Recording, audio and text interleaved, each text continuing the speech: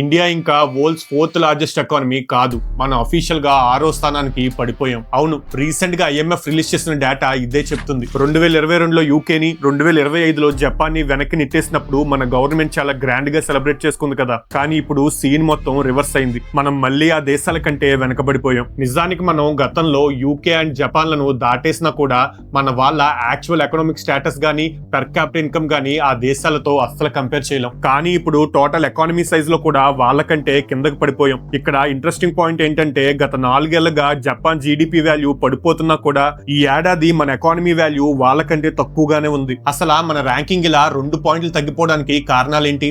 దీనికి 2 main reasons ఉన్నాయి. మొదటిది రూపాయి విలువ పడిపోవడం. IMF ర్యాంకింగ్స్ ఇచ్చేటప్పుడు ప్రతి దేశం యొక్క జీడిపిని వాళ్ళ లోకల్ కరెన్సీలో లెక్కించి తర్వాత అందరినీ ఒకే స్కేల్లో పోల్చడానికి డాలర్లో కన్వర్ట్ చేస్తుంది. గత ఏడాది కాలంలో మన రూపాయి విలువ దాదాపు 9% పడిపోయింది. ప్రస్తుతం రూపీ ఆల్ టైమ్ రికార్డ్ లోలో ఉంది. ఏషియాలోనే అత్యంత దారుణంగా పెర్ఫార్మ్ చేస్తున్న కరెన్సీ మనదే. సో డాలర్ తో పోలిస్తే రూపాయి విలువ తగ్గడం వల్ల మన జీడిపి వాల్యూ డాలర్ తో చూసినప్పుడు తక్కువగా కనిపిస్తుంది. రెండవ రీజన్ పాత బేస్ ఇయర్ లెక్కలు. గత కొన్నేళ్లుగా మన గవర్నమెంట్ ఒక అవుట్డేటెడ్ బేస్ ఇయర్ ని వాడి జీడిపిని కొంచెం ఎక్కువగా ఎస్టిమేట్ చేస్తూ వచ్చింది. మనం 2011-12 ధరలను బేస్ ఇయర్ గా తీసుకుని రియల్ జీడిపిని లెక్కించే వాళ్ళం. ఇన్ఫ్లేషన్ వల్ల జీడిపి అబద్ధపు లెక్కలు చూపించకుండా ఉండడానికి కాన్స్టెంట్ ప్రైజెస్ తీసుకోవడం కరెక్టే. కానీ 14 ఏళ్ల క్రితం నాటి బేస్ ఇయర్ ని వాడడమే ఇక్కడ ప్రాబ్లం. ఫిబ్రవరిలో ఇండియన్ గవర్నమెంట్ ఈ బేస్ ఇయర్ ని 2022 నుంచి 23కి అప్డేట్ చేయగానే 2023 తర్వాత ఉన్న జీడిపి వాల్యూస్ అన్ని ఒక్కసారిగా తగ్గిపోయాయి. అంటే మనం అనుకున్న దానికంటే మన జీడిపి నిజానికి తక్కువే అన్నమాట. అయితే 2027 నాటికి ఇండియన్ 5 ట్రిలియన్ ఎకానమీగా మార్చాలని మన గవర్నమెంట్ టార్గెట్ పెట్టుకుంది కదా.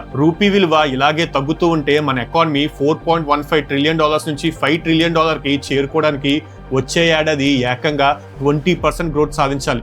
ప్రాక్టికల్ గా ఇది ఇంపాసిబుల్. ఎందుకంటే ఇండియా లేదా మరే ఇతర దేశం కూడా ఇంతవరకు ఇంత భారీ స్థాయిలో నామినల్ జీడిపి గ్రోత్ ని చూడలేదు. మనం ప్రపంచంలోనే ఫాస్టెస్ట్ గ్రోయింగ్ ఎకానమీ అయినప్పటికీ గత 10 ఏళ్లుగా మన average nominal GDP growth rate 7% దగ్గరే ఉంది. కోవిడ్ కంటే ముందు 2025 కల్లా 5 ట్రిలియన్ అవుతామన్నారు. ఆ తర్వాత డెడ్ లైన్ ని 2027కి మార్చారు. కానీ పరిస్థితులు ఇలాగే ఉంటే దురదృష్టవశాత్తు మన గవర్నమెంట్ ఈ టార్గెట్ ని కూడా మిస్ అయ్యే ఛాన్స్ ఉంది.